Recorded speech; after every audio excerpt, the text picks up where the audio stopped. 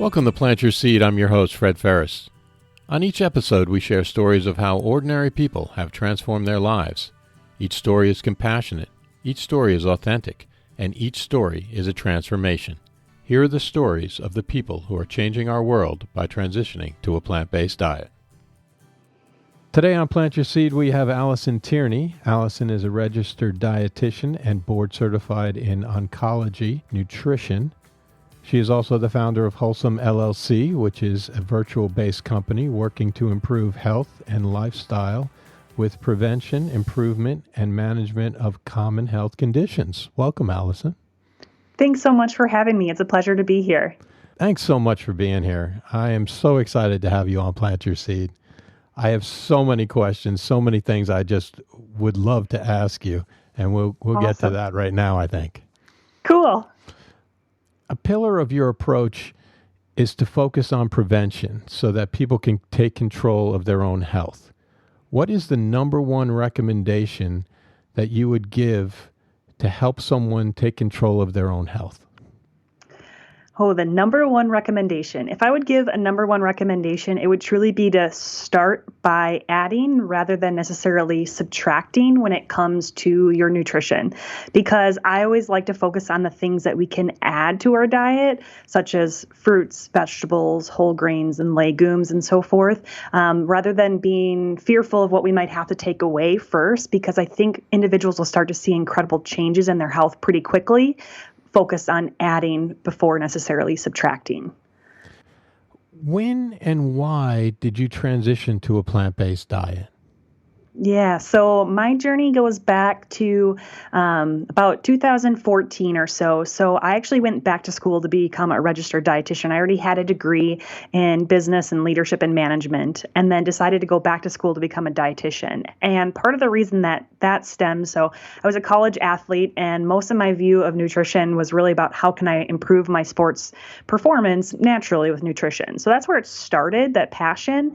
But when I was in college, my mom was diagnosed with breast cancer when I was a freshman, and my grandfather unfortunately passed away from liver cancer when I was a senior. And then my other grandmother is a breast cancer survivor. My other grandmother passed away from lung cancer, and my godmother is a breast cancer survivor. So like during these whole time where I was playing sports and I was going to school for business, I started to grow this question about nutrition and how it could help people during the course of prevention, also during the course of treatment, and how can it help prevent recurrence following treatments. So that's where it initially started. And I wasn't sure that I should go back to school at that age. You know, I'm 21-year-old. I thought it was too late to go back to school, and it's something I kind of laugh at now. Right.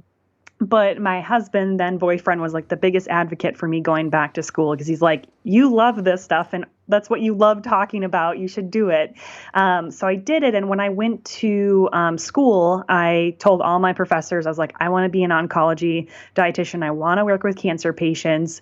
And that's kind of where it started. But in that whole process, once I graduated, became a registered dietitian, and then started working as an outpatient oncology dietitian at a well-known, nationally known cancer center, I started diving a little bit more into the research about how I could best help my patients throughout the course of treatment and after. And that's where I started stumbling upon the plant-based diet. And it really truly was just a stumble. It just kind of happened. And so I started finding more and more research, and I started applying it to my practice and helping with patients.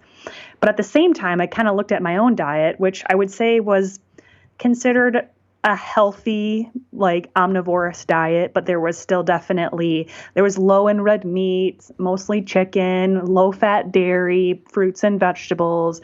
There really weren't any legumes there. But so I started taking a look at my own diet and looking at what it was, and started to be like, wow, if I'm teaching this to my patients, I really need to be practicing it myself and learning how to practice it so that I can teach them better how to do it. So I started going through the transition actually pretty slowly. I first started just to reduce the dairy. I'm from Wisconsin, so there's a lot of dairy here. And being dairy-free is a little bit more like unheard of here. I mean, there's definitely growing in popularity in Milwaukee or in Wisconsin as well, but it's just not as prevalent, that's for sure. So I started by reducing that. And then one month I just decided that I was going to be a vegetarian. And I actually never turned back. But I was still including small amounts of dairy here and there, mostly in the form of like cheese or an occasional ice cream and so forth. But during that same time, my husband and I were experiencing infertility. And we had been trying for quite some time to try to start a family. And we had started some medications, and it was kind of on that cusp of going towards more aggressive types of treatments that I dove even deeper into the research to make sure the plant-based diet was safe in pregnancy and safe in childhood and, as postpartum and everything. And it was at that point that I took the deep dive into it, and I approached my husband and I said, I don't need you to do this with me, but I would really like your support in it and trying the 100% whole food plant-based diet, and just because I really think it could help us. And he, of course, said, whatever you think will help. And I thankfully get to say just a few weeks later, I ovulated for the first time because I was taking tests very frequently, and was able to conceive a child and have a beautiful 3.5-year-old daughter now, who we also raise plant-based. And so I believe that nutrition wasn't the only role in helping to, start a family, but I do believe that it played a large role in it. And the reason behind that is because I have something called Polycystic Ovarian syndrome, which is highly related to, unbalanced hormones. And when you learn a lot more of the research, you learn about how much the food that we're eating can affect our hormones. So from that day on, just kind of a flip of a switch. And then I've stayed plant-based ever since, and still practice it with my patients, and then ended up going into my own practice of Wholesome LLC, where I teach people in all different categories about how to live their life plant-based as well. You were having difficulties conceiving, and then you went plant-based, and within a couple of months, you were pregnant.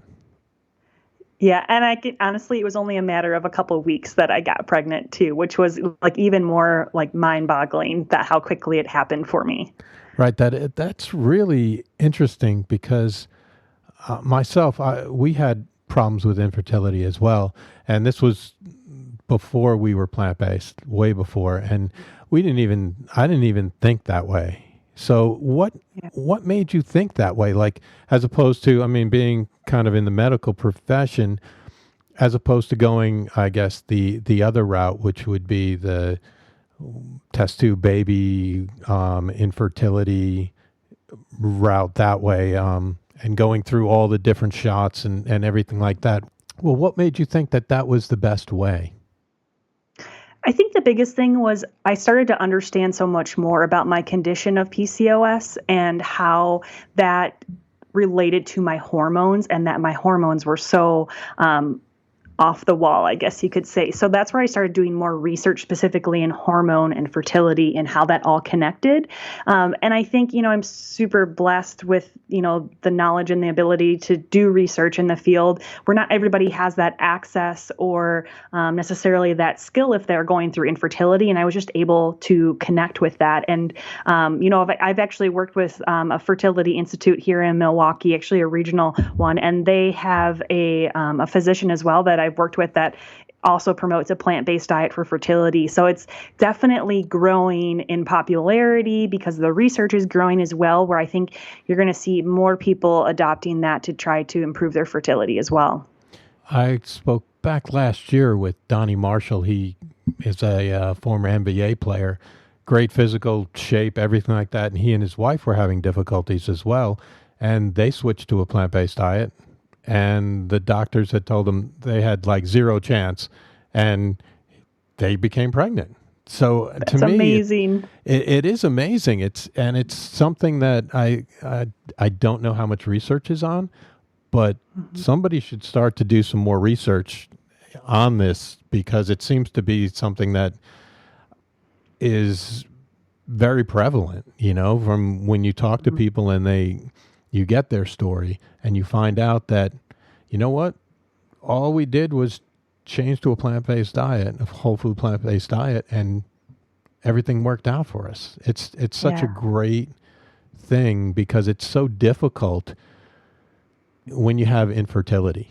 It's such a difficult thing because I know from my experience, you feel personally like, oh my God, what's wrong with me? You know what I mean? Mm-hmm. Like, it's got to be me. It's got to be something I'm doing wrong. There, maybe I got something wrong with me, or physically, or whatever. And it really it's something that bothers you. It Yeah, makes I it can really totally difficult. relate to that. Yeah, Yeah. absolutely. And, I truly do believe, I mean, there's definitely different pieces of the puzzle when it comes to overall health and cancer prevention and fertility and all those different pieces, including physical activity and mindset and stress relief and sleep. But nutrition plays a lot bigger role than a lot of people know about or believe. And so I'm glad to see the works of so many experts in the field of plant-based nutrition and a podcast like this that are sharing the information about how you can change and improve your life by consuming more of a plant-based diet or an exclusively plant-based diet, of course.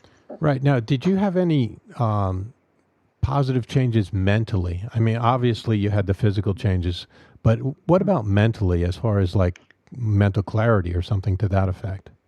Yeah, absolutely. I definitely experienced more energy, which in turn improved my mental clarity because I always kind of struggled with fatigue, drowsiness, just getting tired really quickly. And I felt like I was getting more tired than I thought I should. And, when I would talk to physicians or whatnot, they'd say, Alison, you're really busy. You're working full time. You went to school. And I was like, I know, but I still feel more drained than I should be. And so that was one of the first things that I noticed. And I think that's what a lot of my clients notice first as well, is just having more energy and, kind of a lift of some of that brain fog. So absolutely, and mental clarity, the mental clarity was one of the first ones, but also physical appearance wise, I had horrible acne. And that was one of the first things to clear up physically because, as I mentioned kind of before, I'd slowly reducing that before I flipped the switch completely. My acne was starting to clear up a little bit as I ditched meat and decreased the dairy. But now it's so much better than it ever was. And I definitely contribute that to my diet. Yeah, I find more and more people that I interview, as soon as they get rid of the dairy, all the acne goes away. And hope for the younger generation that they understand, like my daughters do, that I'm just like, okay, if you don't have any dairy, you got a better chance of, you keep your skin routine normal, you should be hopefully okay. Now, did you struggle with anything when you first went plant-based as far as foods that you missed, or having to deal with family gatherings or friends that questioned your choices? Yeah, well, when it comes to food, the biggest struggle was the dairy. And I think that's super common for a lot of people, especially of the research that we know with, casomorphins, and how they can be an addictive type property. Also, living here in Wisconsin, there are places that you can go for a restaurant where there's literally nothing on the menu that doesn't have dairy in it because it's so prevalent here. So that was hard. But also when it comes to like family gatherings and so forth, it was hard in the family at first. Super supportive here at home with my husband, and my twin sister actually adopted a plant-based diet as well about the same time, and she did that for the purpose. She was diagnosed with lupus, and I, kind of coached her and counseled her in switching over to a plant-based diet, and thankfully I can tell you that to this day her disease is in remission, and she just had a beautiful baby girl about 6 weeks ago, which is something that a lot of lupus patients don't get to experience because of the disease state. So family gathering wise, it really helped to have a support system in my twin sister that we were both doing it. But I do think there was a little bit of, I don't necessarily want to say backlash, but there was definitely a little bit of concern and maybe frustration about adopting the plant-based diet in the beginning. And I think maybe our family thought it was maybe a little bit of a phase and that it would go away. But it wasn't until Lauren had incredible results, putting lupus into remission, that I think my family was really like, oh, this is kind of a big thing here. So it's way better than it ever used to be. And among my friends that aren't plant-based, they just kind of know it. And I think I just over time was just got better at mentally saying like, not everyone's going to agree with it, and that's okay. I'm not going to push my plant-based choices on anybody else. Sure. If they have questions about it, I'd be happy to answer that for them. But I in no way would go to a family gathering and say like, oh, you start talking about how people should go plant-based. And I wait for them to come to me. And I think hopefully that's been, a respectful choice and way to approach it with family. Right. No, I agree. I think that especially with family, if you introduce it to them slowly, they start to understand it. And just by leading by example, you get to show them how it's so much better for you. And then, it's family. They want what's best for you anyway. So that's always a positive thing. Yeah, and I've seen my parents especially adopting it a little bit more. I'm not sure that they'll completely go, but I definitely notice way less dairy, less meat in their diet. And when we come over, so actually every Wednesday I go over there for dinner, and it's always plant-based now, and not necessarily me having to bring the food anymore. So that's super nice and super supportive. And they're very supportive, too, of my daughter being plant-based, where at first they weren't necessarily okay with that, but now I think they've seen as she's grown up a little bit how beneficial it has been for her and how she takes to it very well and still enjoys her food and isn't deprived and all that kind of stuff. Now, are there any challenges that you have run into as far as her plant-based diet? So for my daughter's plant-based diet, that is?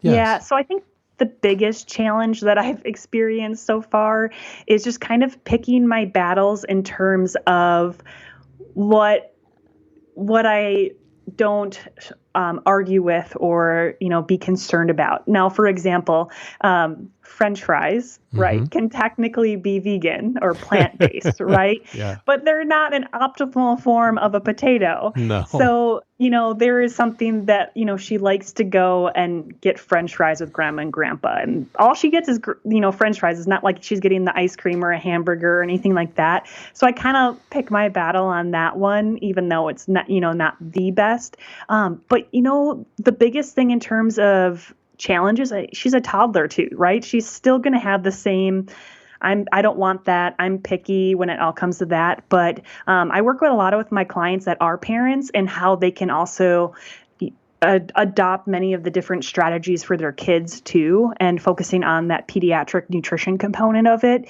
And that's really focused on that when you're feeding a child, the parents decide what and when, and the child decides how much. So if you can practice that, the more I've practiced it and the more I've been better about it and approaching it with my daughter, the more I've seen her try new foods like tofu and cauliflower and different beans that she may not have done before when I wasn't practicing that relationship as in depth. And so it's been really cool to watch her just try new things and explore and be excited about what's on mom and dad's plate too. Right. No, I'll tell you this much. My girls, they're 10, 13, and 15, so slightly older. But yeah, it's interesting for me because I find it very entertaining when I'll bring home tomatoes, little, cherry tomatoes. I'll wash them, I'll put them in a little bowl, and it's like candy. It's amazing to see them just can I get a tomato? And it's like they're fighting over the tomatoes. And I'm like, I think I must have done something right here. Yeah, I mean? That's so awesome. That's super exciting. Now, and one of my question for you would be so I haven't experienced the school age part, but when they go to school and they have friends that are eating different things, and that starts in the fall. So I'm kind of curious about how that's going to be for my daughter. And the way we've talked about it so far, and the fact that other people choose, they have dairy or meat in their diet, is that we really want to approach it from, we respect everybody else's choice, just like we want them to respect our choice. Right. So I'm kind of working with her and talking to her about how, there might be somebody that has a cheese stick or that has some of these things, and we don't ever say anything bad about it. We respect their choices because you would want that in return. But I do know that it's going to be probably a new challenge when she is school age and starts having lunches at school and sees what other kids are eating more often. So are your kids, are your girls completely plant-based, and how do you handle that there? Yeah, they are. They're vegan, and the only issue that we run into is like at a birthday party.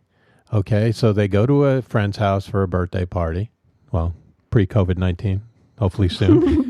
Yeah.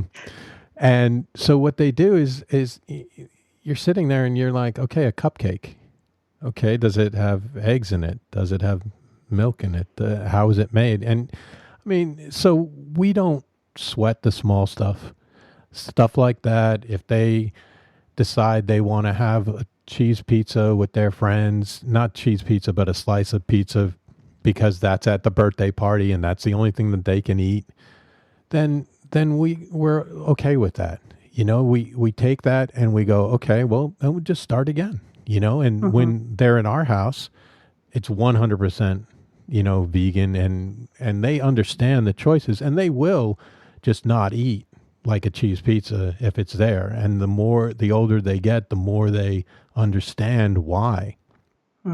That's great to hear, because that's how I feel that my approach will be, is like not sweating the small stuff. And when you're at home, it's plant-based, but, and because you have to look, I mean, they grow independent from you, you know, every moment. And so you want to educate them to make the best choices for themselves. But once they get that certain age, you can't make the choices for them anymore. Yeah, you just can't. And at some point they're going to have to grow up and make their own choices. And you just give them all the information that you can.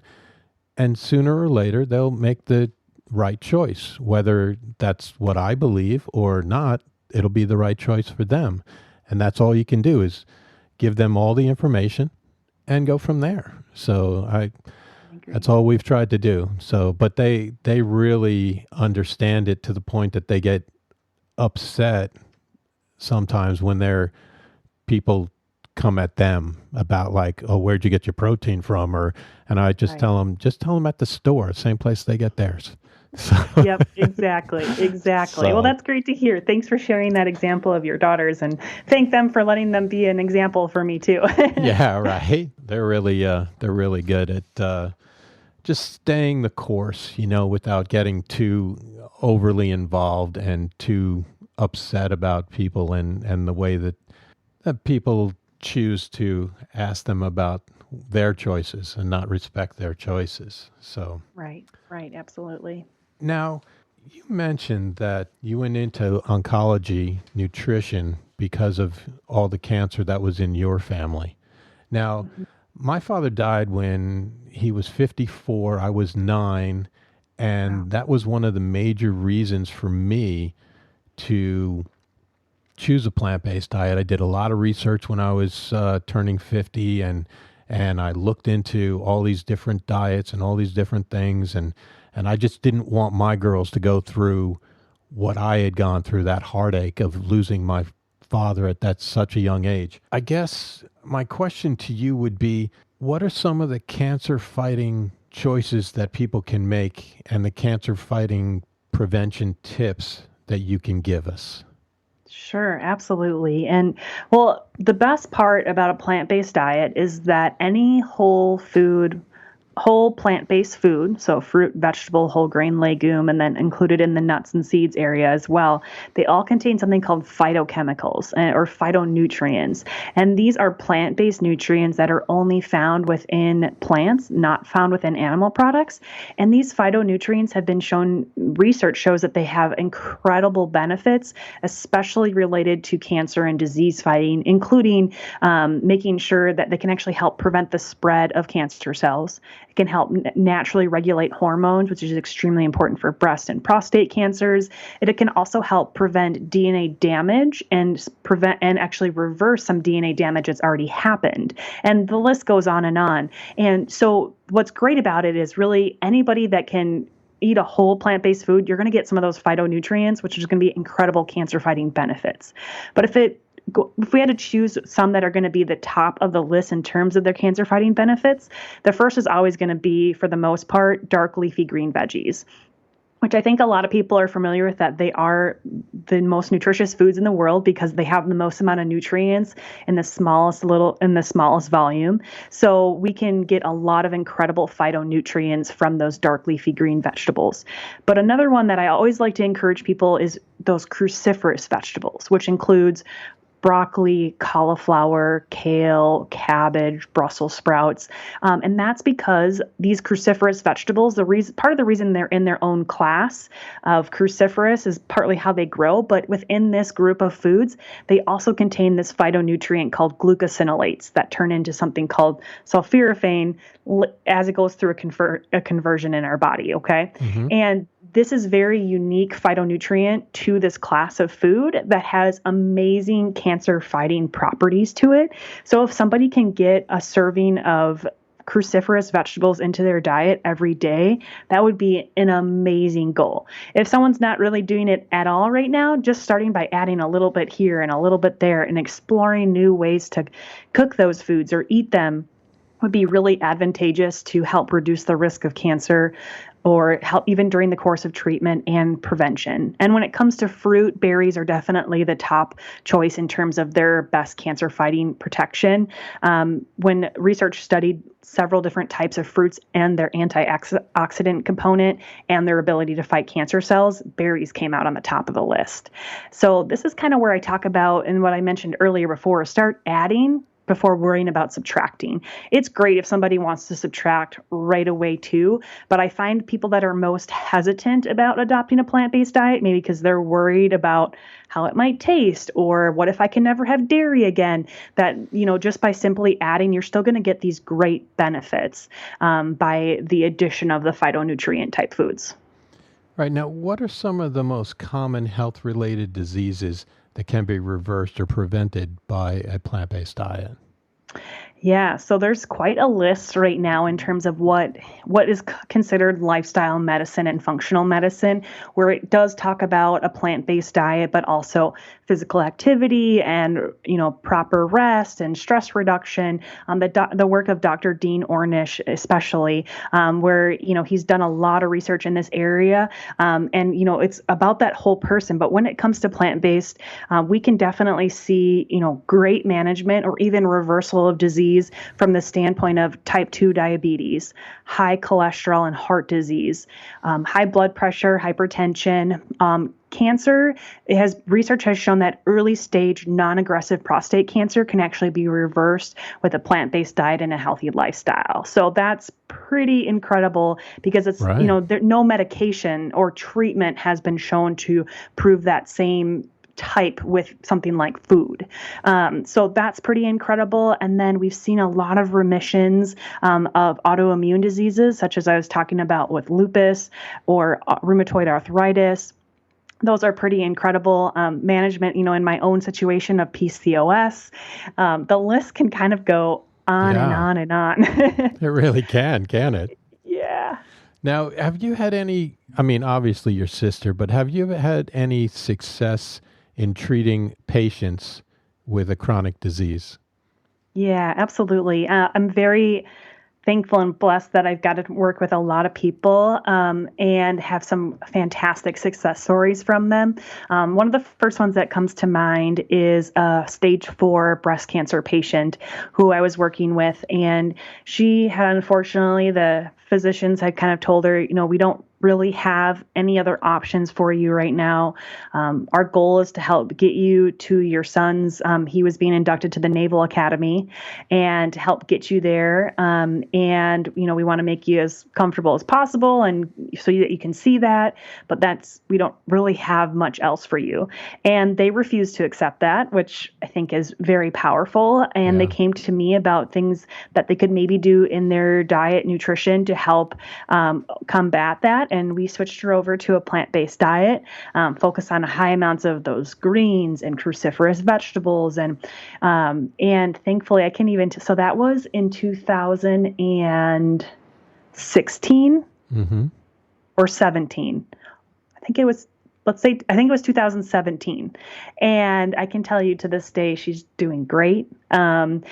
So when she had after adopting the plant-based diet, I believe that was in April of that year, and her son's induction was in June. And from April before that, all of her scans just kept showing progression of the disease. After she adopted a plant-based diet, I believe she had a scan about 6 or 8 weeks later, was the first time she ever saw regression of her disease. She had 2 lung nodules where the cancer had spread to her lungs, and one of the nodules was completely gone, and one was still there, but it was 25% the size that it was before the previous scan. So, her disease is not completely gone. However, she's been able to manage and live a high quality life.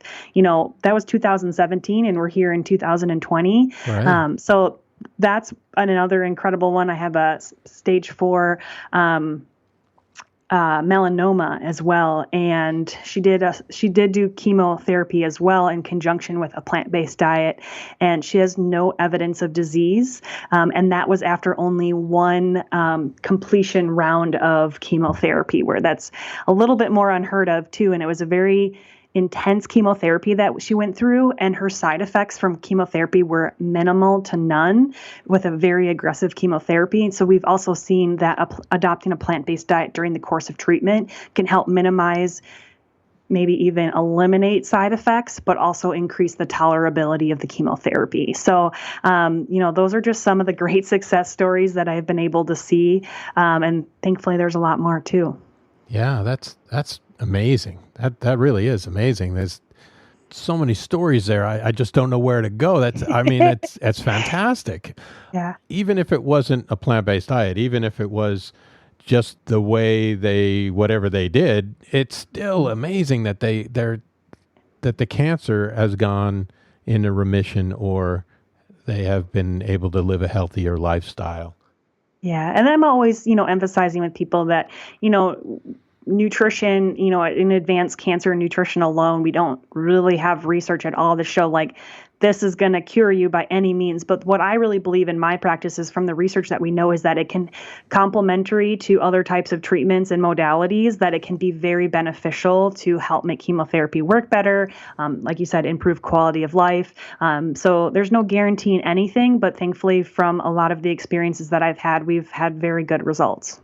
That's great. That's great. Now, what is one of the things that's really exciting you these days about your business? The thing that's really exciting me right now about my business, I tried to pick one. I have kind of 2 that I really like, but one is I'm really focusing a lot on my individual counseling sessions, so where I'm working with people individually. And I would say about 75% of my clientele are cancer related, and like they've had a diagnosis before they're going through treatment. And the other rest of them are, looking to just adopt a plant-based diet, trying to achieve a healthier life. And I've just met so many amazing people through that process. And I'm so blessed to be able to work with the people that I do, because when I left the cancer center to work on my own, I was really going to miss the patients that I was working with. And I was worried about what kind of people am I going to miss if I leave. And I'm really glad that I made the dive, because I would have missed so many great opportunities if I didn't as well. So that individual counseling is, it's one of my favorite things to do. Yeah, it must be very rewarding. Yeah, it totally is. And not to say that it's not hard sometimes, because some of my patients are going through some really, really tough stuff. But it makes me just keep going every single day. It reminds me to, do the best I can in life and my diet and nutrition, while allowing myself to have some grace in it all too. So that's definitely one of them. And the second one is, since I've been in a Wholesome exclusively, I created an online cancer course that kind of like dumps all of the cancer research into one platform, one area that people can learn about the benefits of doing a plant-based diet, why you may consider reducing or eliminating animal-based protein from the diet for the benefits of reducing cancer risk, and then how to adopt a plant-based diet. And that was definitely one of the hardest projects I ever worked on, but the best project at the same time, because I'm really proud of it and have had really great, awesome feedback from my students in that course. Oh, that's great. That's great. Now, what is one habit that you find that helps you keep on track with your plant-based diet? meal planning. Yeah. 100%. Yeah. I'm the person that I don't mind making the decision about what's for dinner as long as I do it ahead of time. What is for If dinner it's tonight? I'm just Oh, curious. tonight is Wednesday, so it's dinner at my parents' house. So I'm Oh, not okay. sure. But the other night it was black bean tacos. Nice. But menu planning, if I get to 5 p.m. and I don't know what's for dinner or we haven't started, I get a little frustrated and I get a little bit more irritable and maybe a little bit hangry.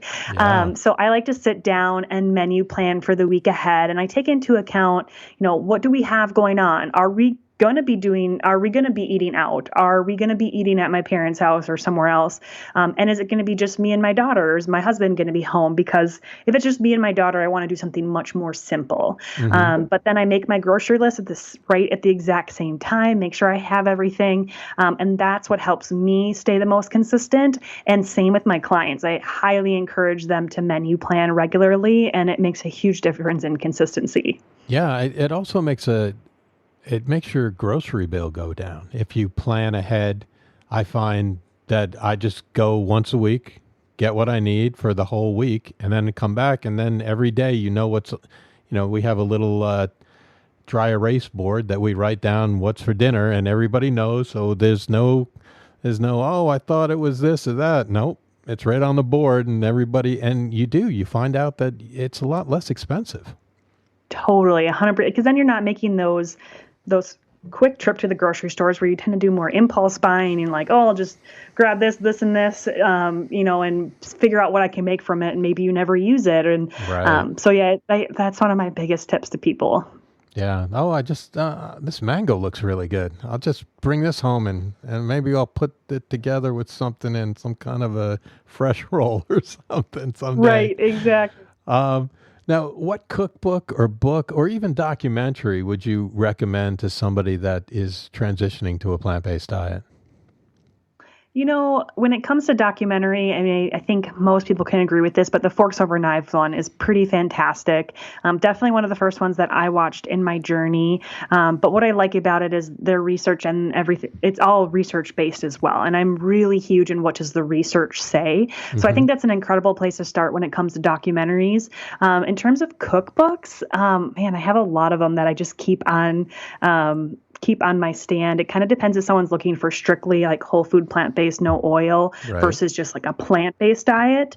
I kind of have an assortment of all of them. I really like Vegan for Everybody from America's Test Kitchen. And what I really like about in that cookbook is that they teach you why they do certain things. So why you would use aquabaffa here, like what it does, why you would want to use soy milk over almond milk in a particular type of product. And so I think it helps teach you really well why you're doing what you're doing. I've also really enjoyed the Minimalist Baker cookbook. So I would say those would be probably my top ones to recommend in terms of cookbooks. All right. Now, finally, can you give me one word to describe how you felt before you became vegan and one word to describe how you feel now that you are vegan? Before I was vegan, I was tired. And now that I'm vegan, I'm happy.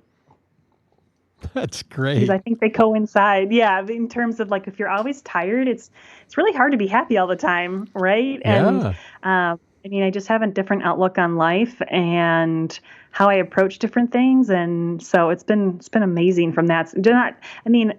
I'm so blessed and grateful for, being able to have the story that I have in terms of, having my daughter and all that kind of stuff.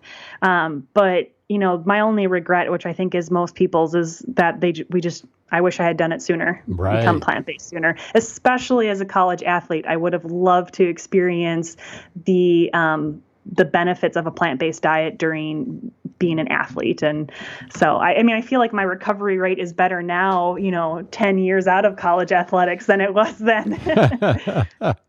Yeah. No, I look at it that way. And then I always try to remind myself that at least I started, at least I started, and I know that it would have been better to start earlier, but again, at least I'm doing it, and I do feel better. And there are a lot of people that might never get that chance.